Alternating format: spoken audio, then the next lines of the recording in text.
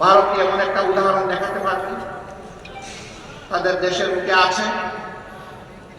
আপনারা দেখছেন গতকাল বিভিন্ন ধর্মে যারা সম্মানিত ব্যক্তিবর্গ তাদেরকে নিয়ে প্রধান উপদেষ্টা একসাথে এক কাতারে দাঁড়িয়ে আওয়াজ তুলেছেন, এদেশ আমাদের সবার, আমরা এখানে কোনো সাম্প্রদায়িক বিভাজন চাই না।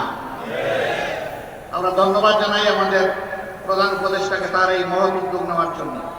উদ্যোগ নিয়েছেন, উদ্যোগ নিয়ে থেমে গেলে হবে না, এই যাত্রা আমাদের অব্যাহত রাখতে হবে। এর আগের দিন তিনি সমস্ত রাজনৈতিক দেশপ্রেমিক, ফ্যাসিবাদ বিরোধী, সাম্রাজ্যবাদ বিরোধী জাতীয় রাজনৈতিক নেতৃবৃন্দকে নিয়ে তিনি এক কাতারে দাঁড়িয়েছেন। সবাই আমরা একই আওয়াজ তুলেছি, আমরা কোনো আগ্রাসন সহ্য করব না। বাংলাদেশের 1 ইঞ্চি জমি আমরা কাউকে ছেড়ে দেব না। আমাদের জীবন দিব, তবু বাংলাদেশের আধা ইঞ্চি জমি আমরা ছেড়ে দেব না। এটি আমাদের কমিটমেন্ট। সম্মানিত ভাই বোনেরা, এই দেশ তাহলে আগামীতে কি হবে? এই দেশকে কে করবে? এই দেশ করতে হলে কিছু ছাতাবাজ মুক্ত হাত দরকার, কিছু চরিত্রবান দুর্নীতিমুক্ত মানুষ দরকার, কিছু দেশপ্রেমিক চিন্তাশীল বিচক্ষণ মানুষ দরকার। এই বিচারটা করবে কে? আমাদের হাইকোর্ট না জজ কোর্ট না সুপ্রিম কোর্ট? এই বিচার করবে জনতার আদালত। জনগণকে বোকা ভাবার কোনো কারণ নেই। আমরা জনগণের উপর আলহামদুলিল্লাহ পূর্ণ আস্থা রাখি। জনগণ বিচার করবে অতীত কার কেমন ছিল, বর্তমান কার কেমন, আর ভবিষ্যৎ কার কেমন হতে পারে।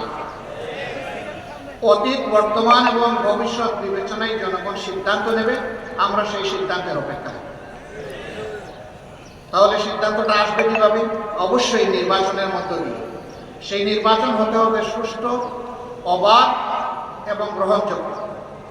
এখানে কোনো পেশি শক্তি অথবা টাকার খেলা চলবে না। এই রাস্তা বন্ধ করতে হবে। এই রাস্তা যদি বন্ধ করতে হয়, তাইলে কতগুলো প্রয়োজনীয় সংস্কারও আনতে হবে। সেই সংস্কারে সরকার হাত দিয়েছে। আমরা সরকারকে অনুরোধ করবো সংস্কারে গতি বাড়ান। সংস্কারে গতি বাড়িয়ে মৌলিক সংস্কারগুলো করে একটা সুষ্ঠু নির্বাচন জাতিকে উপহার দেন। আপনারা যেন ইতিহাসে স্মরণীয় হয়ে থাকতে পারেন। আপনাদের নিজস্ব কোনো এজেন্ডা থাকবে না। এজেন্ডা, জাতীয় এজেন্ডা একটাই, যে একটা সুন্দর সুষ্ঠু নির্বাচন আপনারা উপহার দেবেন। তার জন্য যত সংস্কার প্রয়োজন তাই আপনারা করবেন। আমরা আপনাদেরকে চাপ দিচ্ছি না।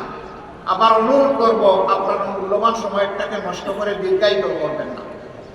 আপনারা যৌক্তিক সময়ের ভিতরে এই নির্বাচন জাতিকে উপহার দিন। জাতি গত 3টা টার্ম তাদের নিজস্ব ভোটের অধিকার প্রয়োগ করতে পারবে। বিশেষ করে জাতির 42 ভাগ ভোটার যারা যুবক, তারা একটা ভোটও দিতে পারবে।